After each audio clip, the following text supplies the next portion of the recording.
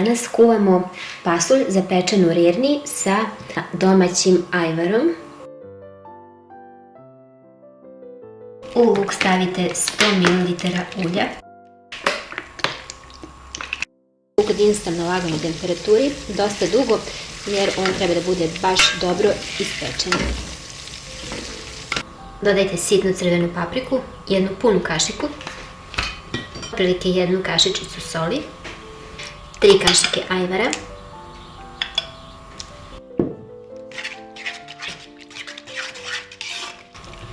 promešati i na kraju dodajem pasulj. U pasulju treba da ostane ovoliko vode.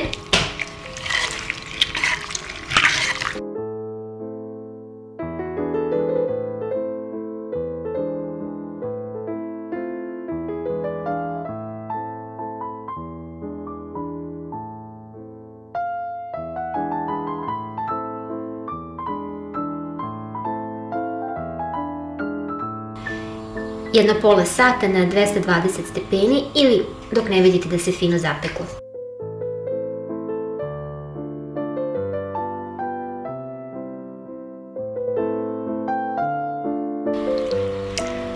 Sve je tako sočno, ukusno i mirisno, pravo domaće jelo.